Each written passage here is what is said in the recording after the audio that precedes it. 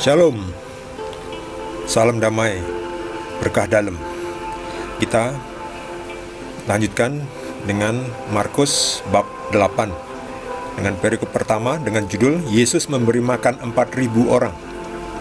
Nah, sebelumnya 5.000, sekarang 4.000 ya. Pada waktu itu ada pula orang banyak di situ yang besar jumlahnya. Dan karena mereka tidak mempunyai makanan, Yesus memanggil murid-muridnya dan berkata, "Hatiku tergerak oleh belas kasihan kepada orang banyak ini. Sudah 3 hari mereka mengikuti aku dan mereka tidak mempunyai makanan. Dan jika mereka kusuruh pulang ke rumahnya dengan lapar, mereka akan rebah di jalan, sebab ada yang datang dari jauh."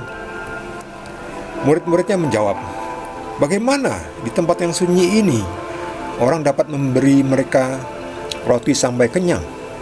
Yesus bertanya kepada mereka, "Berapa roti ada padamu?" Jawab mereka, 7. Lalu ia menyuruh orang banyak itu duduk di tanah. Sesudah itu ia mengambil ke-7 roti itu, mengucap syukur, memecah-mecahkannya dan memberikannya kepada murid-muridnya untuk dibagi-bagikan. Dan mereka memberikannya kepada orang banyak. Mereka juga mempunyai beberapa ikan, dan sesudah mengucap berkat atasnya, ia menyuruh supaya ikan itu juga dibagi-bagikan. Dan mereka makan sampai kenyang. Kemudian orang mengumpulkan potongan-potongan roti yang sisa, sebanyak 7 bakul. Mereka itu ada kira-kira 4.000 orang. Lalu Yesus menyuruh mereka pulang. Ia segera naik ke perahu dengan murid-muridnya dan bertolak ke daerah Dalmanuta. Demikianlah sabda Tuhan. Selalu ada sisa ya. Dari 7 roti, sisanya 7 bakul. Ya, sebelumnya 5 roti dan 2 ikan, sisanya 12 bakul. Ya, selalu ada sisa ya. Dan Yesus tidak pernah suka kalau sisa itu dibuang-buang ya. Sisa harus dikumpulkan. Demikian juga kalau kita makan, kita tidak boleh menyisakan makanan ya. Ambil secukupnya dan makan, habiskan yang Anda ambil. Kalau Anda ambil sedikit, habiskan. Ambil banyak, ya habiskan. Jadi kalau kira-kira tidak akan dimakan atau kira-kira sudah kenyang, ya ambil saja sedikit. Jadi tidak ada sisa ya. Jangan sampai kita menyisakan makanan, karena banyak orang lain lagi yang masih belum bisa makan. Dan jangan sampai kita membuang berkat Tuhan. Yesus selalu mengucap berkat meskipun ada hanya 7 roti ya, untuk memberi makan 4.000 orang. Demikian juga kita, hidup kita ini diberkati Tuhan selalu ya. Tetapi sering kan selalu, bahkan selalu bahwa berkat kita tuh dianggap oleh kita kurang. Kita selalu merasa kurang. Gaji nggak pernah cukup ya. Gaji hanya upah minimum ya. Ya memang kurang, upah minimum itu bisa apa kita? Kadang saya juga bingung ya. Pemerintah kok bisa menetapkan upah begitu minimumnya ya. Saya pikir bisa tidak pemerintah itu hidup dengan gaji upah minimum seperti itu ya. Ya, para pembuat peraturan itu bisa nggak mereka? Nah, mereka kan pegawai aparatur sipil negara ya. Mereka banyak fasilitas ya, tunjangan ya, mereka bisa cukup lah. Nah, tapi yang lain buruh dan sebagainya, apa bisa hidup dengan upah minimum ya? Ya, dari satu sisi ya, yang pemerintah mudah-mudahan lebih menghitung yang realistis lah ya. Bisa nggak mereka? Dengan biaya handphone saja, makan sekali 10.000, makan 3 kali 30.000 ya, belum lagi nanti snacknya, belum lagi nanti untuk vitamin tambahan, belum beli baju, transport, handphone, bensin, beli gula, beli kopi, beli obat-obatan, masuk angin, banyak sekali. Paket internet, waduh, itu hanya standar ya, itu standar. Jadi ya nggak tahu lah bagaimana ya pemerintah itu menghitung upah minimum. Tapi ya kita tidak bisa memaksakan pemerintah juga ya.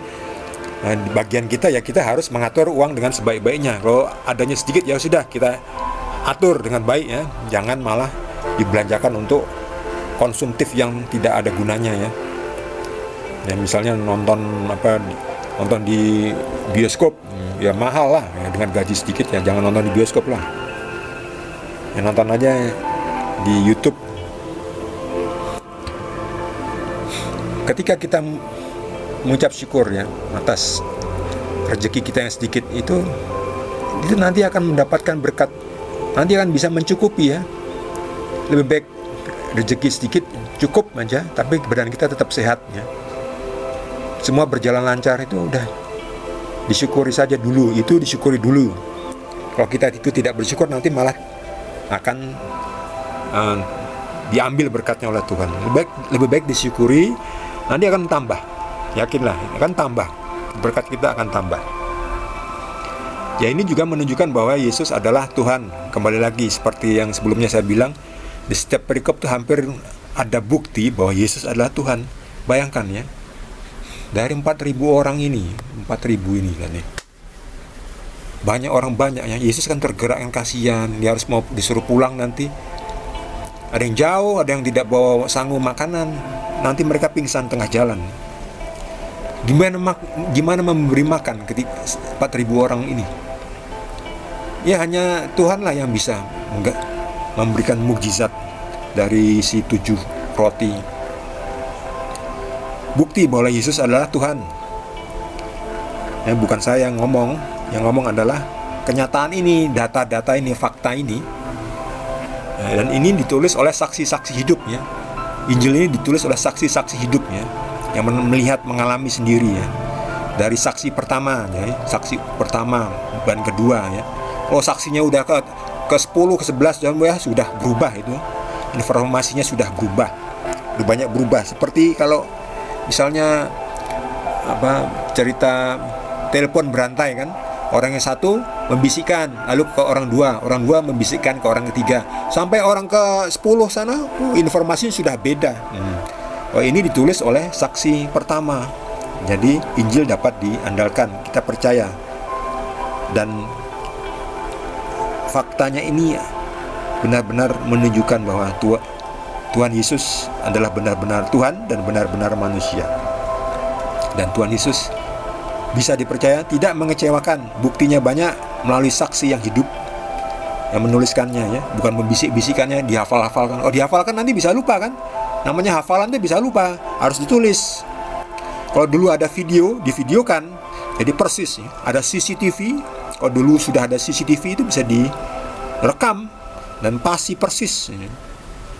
Kalau cuma dihafal-hafal terus disampaikan seperti berantai gitu, oh, lama-lama berubah informasinya, di tiap orang yang disampaikan itu berubah. Oh lah, cuma hafalan kan bisa berubah, bisa lupa. Baik, bagi saudara yang mendapatkan inspirasi dari Roh Kudus dan ingin berbagi dengan kita semua, dapat menuliskannya di kolom komentar. Bagi yang belum subscribe, mohon jangan lupa di subscribe dan juga di like. Kita akan lanjutkan dengan perikop berikutnya. Terima kasih. Tuhan Yesus berkati kita semua.